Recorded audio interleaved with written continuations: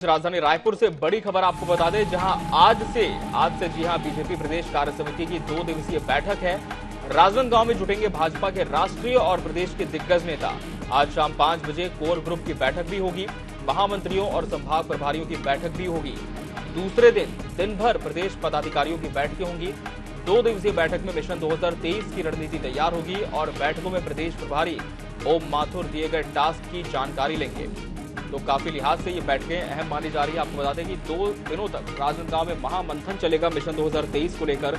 और आप पूरा घटनाक्रम देखिए कल बीजेपी के केंद्रीय मंत्री अमित शाह पहुंचे हुए थे छत्तीसगढ़, कोरबा पहुंचे हुए थे, जहां जनसभा को उन्होंने संबोधित किया था। और अब बीजेपी की 2 दिवसीय अहम बैठक राजनांदगांव में। हालांकि एक सवाल ये जरूर है कि राजधानी को छोड़कर राजनांदगांव में आखिर ये बैठक क्यों आहूत की गई है, इसके पीछे बीजेपी की रणनीति क्या है।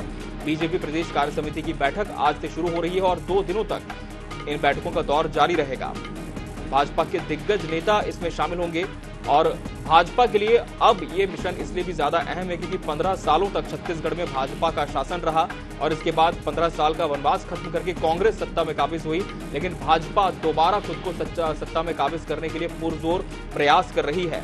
और पिछले साल से यानी कि 2022 से ही हमने देखा कि जमीनी स्तर पर किस तरह से जो उसके बड़े नेता हैं, शीर्ष पंक्ति के नेता हैं, जो रमन सरकार में मंत्रिमंडल संभाल चुके हैं, मंत्रियों का दायित्व निर्वहन कर चुके हैं, वो भी अब इन प्रदर्शनों में शामिल हुए। और ये जो कोर ग्रुप की बैठक है, इसमें महामंत्रियों और संभाग के प्रभारियों को शामिल किया जाएगा।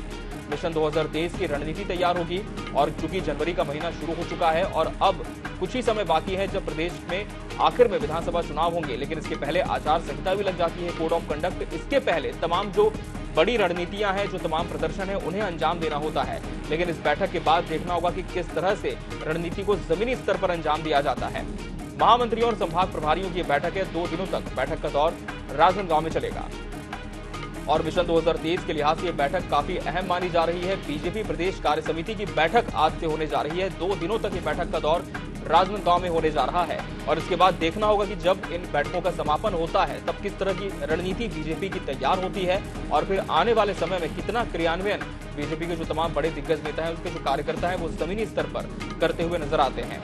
क्या कुछ रणनीति बीजेपी की होगी? क्या इस रणनीति में यह भी शामिल होगा कि चुनाव में बूथ स्तर पर किस तरह से मजबूती लानी है, कार्यकर्ताओं को कैसे बूस्टअप करना है? हालांकि कार्यकर्ताओं को बूस्टअप करने के लिए अब जो केंद्रीय नेता हैं, जो राष्ट्रीय स्तर के नेता हैं, उनका छत्तीसगढ़ आना भी शुरू हो चुका है।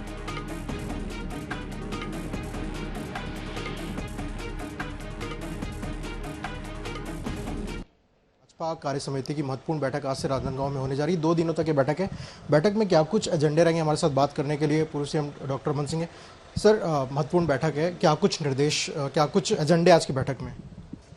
2 दिन का पदाधिकारियों का और जिला अध्यक्षों की बैठक है और आज और कल 2 दिन से सारा राष्ट्रीय नेतृत्व यहाँ उपस्थित रहेगा।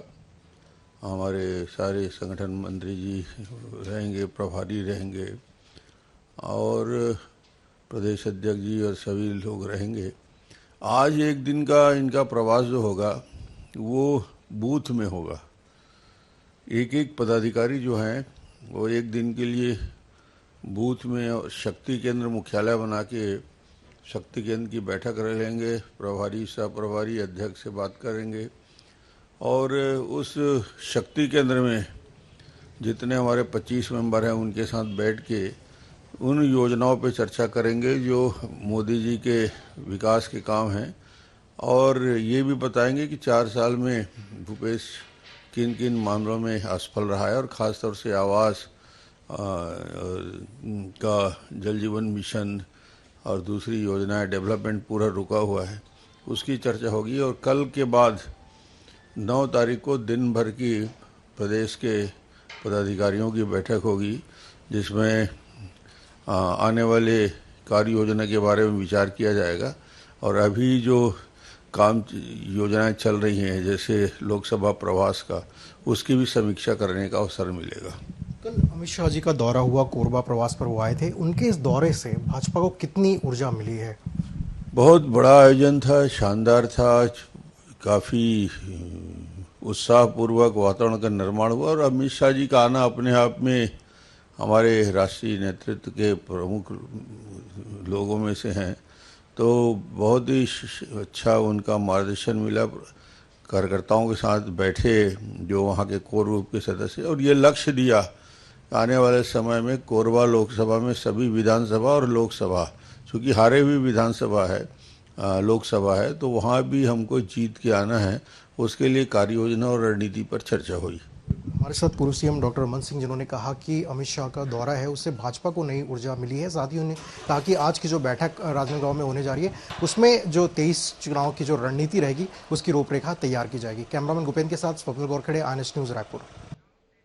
तो अमित शाह के दौरे से काफी ऊर्जा बीजेपी को मिली है। वहीं शक्ति केंद्रों पर पूर्व सीएम ने बात की, लेकिन देखना होगा कि ये शक्ति केंद्र कितनी शक्ति बीजेपी को मिशन 2023 को फतह करने में दे पाते हैं।